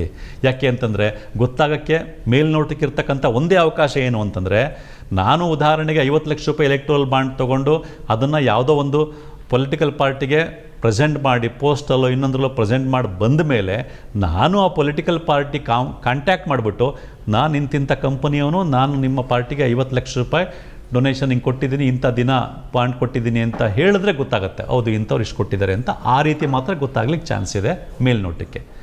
ಅದರ್ವೈಸ್ ಯಾವ ಕಂಪನಿ ಯಾವ ಪಾರ್ಟಿಗೆ ಎಷ್ಟು ಹಣ ಕೊಟ್ಟಿದೆ ಅನ್ನೋದು ಮೇಲ್ನೋಟಕ್ಕೆ ಗೊತ್ತಾಗಲ್ಲ. ಆದರೆ ಯಾವ ಪಕ್ಷ ಅಧಿಕಾರದಲ್ಲಿರ್ತದೋ ಆ ಪಕ್ಷಕ್ಕೆ ಇದು ಗೊತ್ತಾಗುವಂಥ ಸಾಧ್ಯತೆಗಳು ದಟ್ಟವಾಗಿವೆ. ಯಾಕೆ ಅಂತಂದರೆ, ಸ್ಟೇಟ್ ಬ್ಯಾಂಕ್ ಆಫ್ ಇಂಡಿಯಾಗೆ ಗೊತ್ತಿರ್ತದೆ ಯಾರು ಪರ್ಚೇಸ್ ಮಾಡಿದ್ರು, ಯಾರಿಗೆ ಕೊಟ್ಟರು ಅಂತ. ಏಕೆಂದರೆ ಟ್ರಾನ್ಸಾಕ್ಷನ್ ಆಗೋದಿಲ್ಲ ಸ್ಟೇಟ್ ಬ್ಯಾಂಕ್ ಆಫ್ ಇಂಡಿಯಾದಲ್ಲೇ.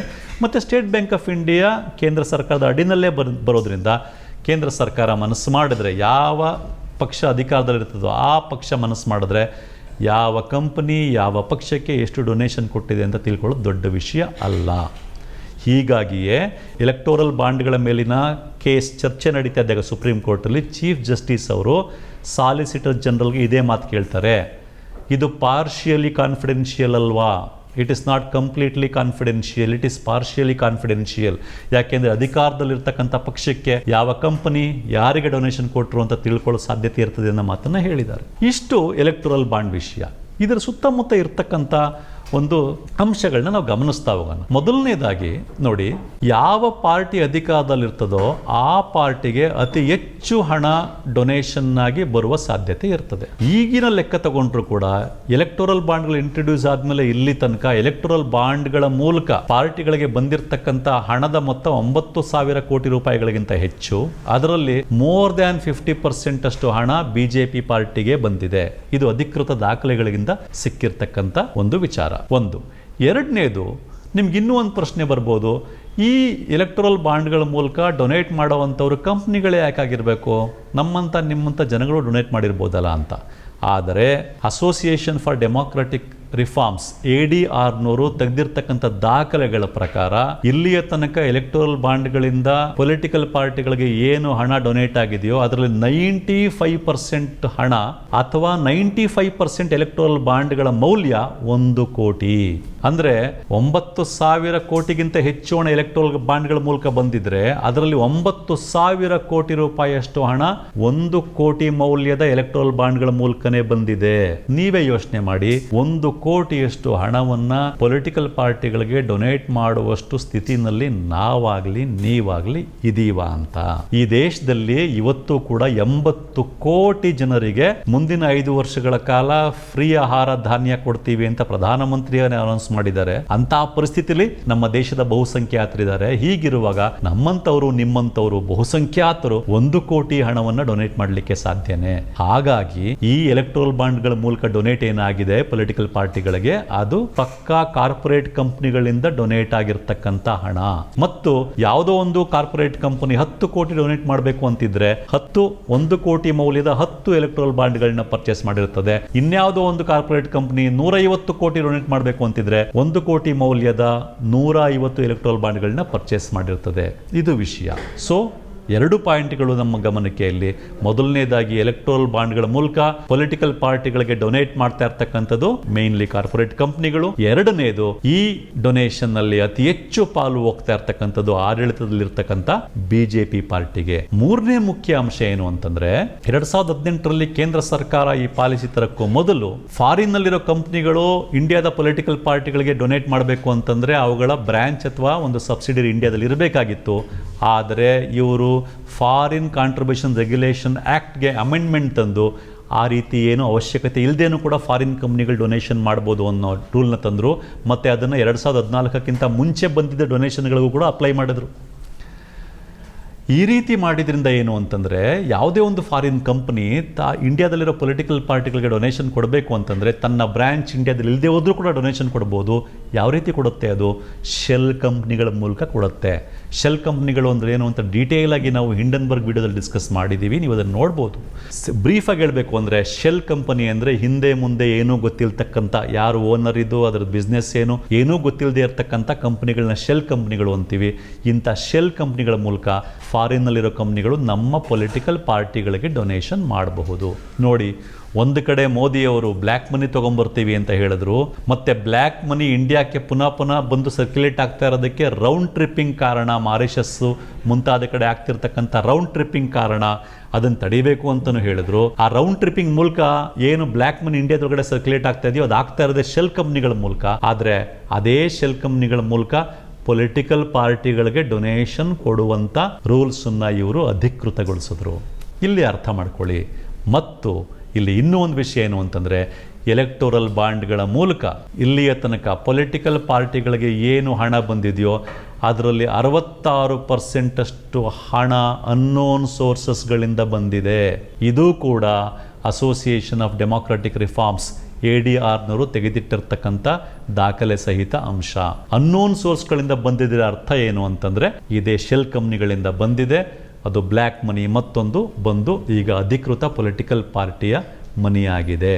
ಸೊ ಈಗ ಯೋಚನೆ ಮಾಡಿ, 2018ರಲ್ಲಿ ಮೋದಿ ಸರ್ಕಾರ ಏನು ಎಲೆಕ್ಟೋರಲ್ ಬಾಂಡ್ ಸಿಸ್ಟಮ್ನ ಜಾರಿಗೆ ತಂದು ಕಾರ್ಪೊರೇಟ್ ಕಂಪ್ನಿಗಳು ಯಾವುದೇ ಮಿತಿ ಇಲ್ಲದೆ ಪೊಲಿಟಿಕಲ್ ಪಾರ್ಟಿಗಳಿಗೆ ಡೊನೇಷನ್ ಕೊಡಬಹುದು ಅಂತ ರೂಲ್ಸ್ ತಂದ್ರಲ್ಲ ಎಲೆಕ್ಟೋರಲ್ ಬಾಂಡ್ಗಳ ಮೂಲಕ, ಇದು ನಮ್ಮ ದೇಶಕ್ಕೆ ಒಳ್ಳೇದು ಮಾಡುತ್ತಾ ಕೆಟ್ಟದ್ದು ಮಾಡುತ್ತಾ ಯೋಚನೆ ಮಾಡಿ. ಈ ರೀತಿ ಪೊಲಿಟಿಕಲ್ ಪಾರ್ಟಿಗಳು ಕಾರ್ಪೊರೇಟ್ ಕಂಪ್ನಿಗಳಿಂದ ಹಣ ತಗೊಂಡ ಮೇಲೆ ಆ ಹಣಕ್ಕೆ ಉತ್ತರವಾಗಿ ಪ್ರತಿಫಲವಾಗಿ ಏನಾದರೂ ಮಾಡಲೇಬೇಕಲ್ವಾ? ಯಾಕೆ ಅಂತಂದರೆ, ಈ ಕಾರ್ಪೊರೇಟ್ ಕಂಪ್ನಿಗಳು ಅಂದರೆ ಯಾರು? ಎಲ್ಲ ಬಿಸ್ನೆಸ್ ಮಾಡ್ತಾ ಇರೋರು. ನಿಮಗೆ ಗೊತ್ತಿರ್ತದೆ, ಯಾವುದೇ ಒಬ್ಬ ಬಿಸ್ನೆಸ್ ಮ್ಯಾನು ₹1 ಲಾಭ ಇಲ್ಲದೆ ಒಂದು ಹಂಚಿ ಕಡ್ಡಿ ತೆಗೆದು ಈ ಕಡೆಯಿಂದ ಆ ಕಡೆಗೆ ಇಡಲ್ಲ. ಅಂಥದ್ರಲ್ಲಿ ಈ ಕಂಪ್ನಿಗಳು ಪೊಲಿಟಿಕಲ್ ಪಾರ್ಟಿಗಳಿಗೆ 100 ಕೋಟಿ 150 ಕೋಟಿ 50 ಕೋಟಿ ಡೊನೇಷನ್ ಸುಮ್ಮನೆ ಕೊಡ್ತಾವ? ಯೋಚನೆ ಮಾಡಿ. ಉದಾಹರಣೆಗೆ ಪ್ರಶಾಂತ್ ಭೂಷಣ್ ಅವರ ರಿಸರ್ಚ್ ಪ್ರಕಾರ ವೇದಾಂತ ಕಂಪನಿ ₹450 ಕೋಟಿ ಡೊನೇಷನ್ ಕೊಟ್ಟಿದೆ. ₹450 ಕೋಟಿ ಡೊನೇಷನ್ನ ಸುಮ್ಮನೆ ಕೊಡ್ಲಿಕ್ಕೆ ಸಾಧ್ಯ ಇದೆಯಾ? ಯೋಚನೆ ಮಾಡಿ. ಇದೇ ಮಾನ್ಸೂನ್ ಸೆಷನ್ನಲ್ಲಿ ಕೇಂದ್ರ ಸರ್ಕಾರ ಪಾರ್ಲಿಮೆಂಟ್ನಲ್ಲಿ ಫಾರೆಸ್ಟ್ ಕನ್ಸರ್ವೇಷನ್ ಬಿಲ್ ಆಗಿರ್ಬೋದು, ಮೈನ್ಸ್ ಆ್ಯಂಡ್ ಮಿನರಲ್ಸ್ ಬಿಲ್ ಆಗಿರ್ಬೋದು, ಅದನ್ನು ಡೈಲ್ಯೂಟ್ ಮಾಡ್ತಲ್ಲ, ಆ ಡೈಲ್ಯೂಟ್ ಮಾಡಿದ ಹಿನ್ನೆಲೆ ಒಳಗಡೆ ಇವೆಲ್ಲ ವರ್ಕ್ ಆಗಿರುತ್ತೆ ಅಂತ ಯಾರಿಗಾದರೂ ಅನ್ಸಲ್ವ? ಯೋಚನೆ ಮಾಡಿ. ಯಾಕೆ ಅಂತಂದರೆ, forest conservation bill, mains and minerals ಬಿಲ್ನ ಡೈಲ್ಯೂಟ್ ಮಾಡೋದ್ರ ಮೂಲಕ ಫಾರೆಸ್ಟ್ ಏರಿಯಾದಲ್ಲಿ ಮೈನಿಂಗ್ ಮಾಡಬೇಕು ಅಂತಿರೋ ಕಂಪ್ನಿಗಳಿಗೆ ಅತ್ಯಂತ ಸುಲಭವಾಗಿ ಅನುಮತಿ ಕೊಡಲಿಕ್ಕೆ ದಾರಿ ಮಾಡಿಕೊಟ್ಟಂಗೆ ಆಗಲ್ವಾ? ಅದರ ಮೂಲಕ ಅವರು ಕೊಟ್ಟಂಥ ಡೊನೇಷನ್ಗೆ ಪ್ರತಿಫಲ ಕೊಟ್ಟಂಗೆ ಆಗಲ್ವ? ಯೋಚನೆ ಮಾಡಿ. ಹಾಗೆ ಅದಾನಿ ಕಂಪನಿಗೆ ಈ ದೇಶದ 6 ಏರ್ಪೋರ್ಟ್ಗಳು ಅದಾನಿ ಹೆಸರಿಗೆ ಹೋದ್ವಲ್ಲ, ಈ 6 ಏರ್ಪೋರ್ಟ್ಗಳು ಲಾಭದಲ್ಲಿ ಇದ್ದಂಥ ಏರ್ಪೋರ್ಟ್ಗಳು. ಅದನ್ನು ನಾವು ಅರ್ಥ ಮಾಡ್ಕೋಬೇಕಾಗಿದೆ. ಅದಾನಿ ಕೊಡೋದ್ರಿಂದ ಏರ್ಪೋರ್ಟ್ ಇಂಪ್ರೂವ್ ಆಗುತ್ತೆ ಅನ್ನೋದಿದ್ದರೆ ನಷ್ಟದಲ್ಲಿರ್ತಕ್ಕಂಥ ಏರ್ಪೋರ್ಟ್ ಕೊಡಬೇಕಾಗಿತ್ತು. 6 ಲಾಭದಲ್ಲಿದ್ದಂಥ ಏರ್ಪೋರ್ಟ್ಗಳನ್ನ ಅದಾನಿ ಕೊಡಲಾಗಿದೆ.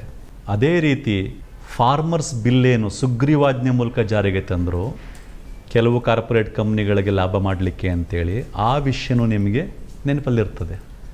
ಅದೇ ರೀತಿ ಕೊರೋನಾ ಟೈಮಲ್ಲಿ ಲೇಬರ್ ಲಾಸ್ಗಳನ್ನ ಏನು ಚೇಂಜ್ ಮಾಡಿದ್ರೋ ಅದ್ರ ಮೂಲಕ ಕಾರ್ಮಿಕರ ಮೇಲೆ ಕಾರ್ಪೊರೇಟ್ ಕಂಪ್ನಿಗಳು ಎಷ್ಟು ಬೇಕಾದರೂ ಎಕ್ಸ್ಪ್ಲಾಯ್ಟ್ ಮಾಡ್ಬೋದು ಅನ್ನೋ ಒಂದು ಮಟ್ಟದ ಎಕ್ಸ್ಪ್ಲಾಯ್ಟ್ ಮಾಡ್ಬೋದು ಅನ್ನೋದಕ್ಕೆ ಅನುವು ಮಾಡಿಕೊಟ್ರು. ಇಲ್ಲಿ ಕೂಡ ಇದು ಸರ್ಕಾರ ಕಾರ್ಪೊರೇಟ್ ಕಂಪ್ನಿಗಳಿಗೆ ಮಾಡಿಕೊಡ್ತಾ ಇರ್ತಕ್ಕಂಥ ಅನುಕೂಲ ಅಲ್ವಾ, ಅವರು ಕೊಟ್ಟಿರ್ತಕ್ಕಂಥ ಡೊನೇಷನ್ಗೆ ಪ್ರತಿಫಲವಾಗಿ ಅಂತ ಯಾರಿಗೆ ಆದರೂ ಮೇಲ್ನೋಟಕ್ಕಾದರೂ ಅನಿಸುತ್ತೆ. ಯಾವಾಗ ಈ ರೀತಿ ಕಾರ್ಪೊರೇಟ್ ಕಂಪ್ನಿಗಳಿಂದ ಕೋಟಿಗಟ್ಟಲೆ ಲೆಕ್ಕದಲ್ಲಿ ಪೊಲಿಟಿಕಲ್ ಪಾರ್ಟಿಗಳು ಫಂಡಿಂಗ್ ತಗೋತಾವೋ ಅವ್ರಿಗೆ ಅನುಕೂಲ ಮಾಡಿಕೊಡ್ಲೇಬೇಕಲ್ವಾ. ಇದರ ಹಿನ್ನೆಲೆಯಲ್ಲಿ 2019ರಲ್ಲಿ ನಿಮ್ಗೆ ನೆನಪಿರಬಹುದು, ಕಾರ್ಪೊರೇಟ್ ಕಂಪ್ನಿಗಳ ಏನು ಕಾರ್ಪೊರೇಟ್ ಟ್ಯಾಕ್ಸ್ ಇತ್ತು ಅದನ್ನು 30ರಿಂದ 22.5%ಗೆ ಕೇಂದ್ರ ಸರ್ಕಾರ ಇಳಿಸ್ತು. ಅದರಿಂದಾಗಿ ಆ ಕಂಪ್ನಿಗಳು ಇನ್ವೆಸ್ಟ್ ಮಾಡಲಿ ಅಂತ, ಇನ್ವೆಸ್ಟ್ಮೆಂಟ್ ಅಂತೂ ಇಂಪ್ರೂವ್ ಆಗಲಿಲ್ಲ, ಆದರೆ ಅದರಿಂದ ಕಂಪ್ನಿಗಳಿಗೆ ಕೋಟಿಗಟ್ಟಲೆ ದುಡ್ಡು ಉಳೀತು. ಆದರೆ ನಮ್ಮ ಕೇಂದ್ರ ಸರ್ಕಾರಕ್ಕೆ, ನಮ್ಮ ದೇಶಕ್ಕೆ ಅದರಿಂದ ಪ್ರತಿ ವರ್ಷ 2 ಲಕ್ಷ ಕೋಟಿ ಲಾಸ್ ಆಗ್ತಾ ಇದೆ. ಅದೇ ಸಮಯದಲ್ಲಿ 2020ರಲ್ಲಿ ಇಡೀ ದೇಶ ಕೊರೋನಾದಲ್ಲಿ ನರಳುತ್ತಿದ್ದಾಗ 2020ರ ಮಾರ್ಚ್, ಏಪ್ರಿಲ್, ಮೇನಲ್ಲಿ ಪೆಟ್ರೋಲ್ ಮತ್ತು ಡೀಸೆಲ್ ಮೇಲೆ ದೇಶದ ಜನ ಸಂಕಷ್ಟದಲ್ಲಿದ್ದಾಗಲೂ ಕೂಡ ಪೆಟ್ರೋಲ್ ಮತ್ತು ಡೀಸೆಲ್ ಮೇಲೆ ಎಕ್ಸೈಸ್ ಡ್ಯೂಟಿ ಜಾಸ್ತಿ ಮಾಡ್ತಲ್ಲ ಕೇಂದ್ರ ಸರ್ಕಾರ. ಅದರಿಂದ ಜನಸಾಮಾನ್ಯರ ಮೇಲೆ ಬರೆ ಆಗ್ತು. ಇನ್ನೊಂದು ಕಡೆ ಕಾರ್ಪೊರೇಟ್ ಟ್ಯಾಕ್ಸ್ ಕಡಿಮೆ ಮಾಡಿ ಕಾರ್ಪೊರೇಟ್ ಕಂಪ್ನಿಗಳಿಗೆ ಅನುಕೂಲ ಮಾಡಿಕೊಡ್ತು. ಈ ಕಾರಣಕ್ಕೋಸ್ಕರನೇ ಕರೋನಾ ಬಂದಿದ್ದ ವರ್ಷ ಇಡೀ ದೇಶದ ಎಕಾನಮಿ -7.5% ಅಷ್ಟು ಬಿದ್ದಿದ್ರೂ ಕೂಡ ಈ ದೇಶದ ಕಾರ್ಪೊರೇಟ್ ಕಂಪ್ನಿಗಳು ಲಾಭದಲ್ಲಿ ಇದ್ದವು. ಆ ವರ್ಷ ಈ ದೇಶದಲ್ಲಿ 50 ಜನ ಹೊಸ ಬಿಲಿಯನೀರ್ಗಳು ಹುಟ್ಕೊಂಡಿದ್ರು. ಇದನ್ನೆಲ್ಲ ಒಟ್ಟಾರೆಯಾಗಿ ನೋಡಿದಾಗ ನೀವು ಯೋಚನೆ ಮಾಡಿ, ಪ್ರಪಂಚದ ಅಭಿವೃದ್ಧಿ ಹೊಂದಿದ ದೇಶಗಳು ಕಾರ್ಪೊರೇಟ್ ಕಂಪ್ನಿಗಳು ಪೊಲಿಟಿಕಲ್ ಪಾರ್ಟಿಗಳಿಗೆ ಫಂಡಿಂಗ್ ಕೊಡೋದನ್ನ ಬ್ಯಾನ್ ಮಾಡಿದ್ರ ಹಿಂದಿನ ಉದ್ದೇಶ ಏನಿತ್ತು ಅಂತ. ಆ ಎಲ್ಲ ದೇಶಗಳು ಬ್ಯಾನ್ ಮಾಡಿರುವಾಗ ನಮ್ಮ ದೇಶದಲ್ಲಿ ಕಾರ್ಪೊರೇಟ್ ಕಂಪ್ನಿಗಳು ಲಿಮಿಟ್ ಇಲ್ಲದೆ ಎಷ್ಟು ಬೇಕಾದರೂ ಡೊನೇಷನ್ ಕೊಡಬಹುದು. ನೀವು ಇವತ್ತು ಕಂಪ್ನಿ ಓಪನ್ ಮಾಡಿಬಿಟ್ಟು ನಾಳೆ ದಿನ ಬೇಕಾದರೆ 100 ಕೋಟಿ ಡೊನೇಷನ್ ಕೊಡ್ಬೋದು ಅನ್ನುವಂಥ ಸ್ಥಿತಿಯನ್ನು ಮೋದಿಯವರು 2018ರಲ್ಲಿ ಎಲೆಕ್ಟ್ರಲ್ ಬಾಂಡ್ ಮೂಲಕ ಜಾರಿ ತಂದ್ರಲ್ಲ, ಇದು ನಮ್ಮ ದೇಶದಲ್ಲಿ ಕರಪ್ಷನನ್ನು ಲೀಗಲೈಸ್ ಮಾಡ್ದಂಗಲ್ವಾ. ಮತ್ತು ಇನ್ನೂ ಒಂದು ಕಡೆ ಅಂಶ, 2019ರಲ್ಲಿ ಲೋಕಸಭಾ ಚುನಾವಣೆಯಲ್ಲಿ BJP ಪಕ್ಷ ಮಾಡಿರ್ತಕ್ಕಂಥ ಖರ್ಚು 27,000 ಕೋಟಿ ರೂಪಾಯಿಗಳು. ಇಷ್ಟೊಂದು ಹಣ ಎಲ್ಲಿಂದ ಬಂತು? ಇಷ್ಟೊಂದು ಹಣವನ್ನು ಡೊನೇಷನ್ ಆಗಿ ಪಡೆದಂಥ ಪಾರ್ಟಿ ಆಮೇಲೆ ಅದಕ್ಕೆ ಪ್ರತಿಫಲವಾಗಿ ಏನನ್ನು ಕೊಟ್ಟಿರಬಹುದು? ಕೊಡದೆ, ಏನೂ ಪ್ರತಿಫಲ ಕೊಡದೇ ಇರೋಕ್ಕೆ ಸಾಧ್ಯನ? ಯೋಚನೆ ಮಾಡಿ. ಇದೆಲ್ಲವನ್ನು ಹಿನ್ನೆಲೆಯಾಗಿ ಇಟ್ಕೊಂಡು ನೋಡಿದಾಗ ನಮ್ಮ ಮನಸ್ಸಲ್ಲಿ ಮೂಡುವಂಥ ಪ್ರಶ್ನೆ, ಮೋದಿಯವರು ಭ್ರಷ್ಟಾಚಾರವನ್ನು ತಡೀತಾ ಇದ್ದಾರಾ ಅಥವಾ ಭ್ರಷ್ಟಾಚಾರಕ್ಕೆ ಉತ್ತೇಜನ ಕೊಡ್ತಾ ಇದ್ದಾರಾ ಅನ್ನೋದು. ಇದನ್ನು ನಾವಷ್ಟೇ ಅಲ್ಲ, ಎಲ್ಲರೂ ಯೋಚನೆ ಮಾಡಬೇಕಾಗಿದೆ ಸ್ವತಂತ್ರವಾಗಿ. ಮೋದಿಯವರು ಭ್ರಷ್ಟಾಚಾರ ತಡೀತಾ ಇದ್ದಾರಾ ಅಥವಾ ಉತ್ತೇಜನ ಕೊಡ್ತಾ ಇದ್ದಾರಾ? ಉತ್ತೇಜನ ಕೊಡ್ತಾ ಇದ್ದೂ ತಾನು ಭ್ರಷ್ಟಾಚಾರ ವಿರೋಧಿ ಅನ್ನೋದನ್ನು ಭ್ರಷ್ಟಾಚಾರ ವಿರೋಧಿ ಅಂತ ಬಿಂಬಿಸ್ಕೊಂಡಿದ್ದಾರಾ ಅಂತ. ನಮಸ್ಕಾರ. ಮತ್ತಷ್ಟು ವಿಶೇಷ ವಿಡಿಯೋಗಳನ್ನು ನೋಡಲು ಮತ್ತು ಹೊಸ ವಿಡಿಯೋಗಳ ಬಗ್ಗೆ ತಿಳಿಯಲು ಈ ದಿನ .com ಯೂಟ್ಯೂಬ್ ಚಾನೆಲ್ ಸಬ್ಸ್ಕ್ರೈಬ್ ಮಾಡಿ ಮತ್ತು ಬೆಲ್ ಐಕಾನ್ ಕ್ಲಿಕ್ ಮಾಡಿ.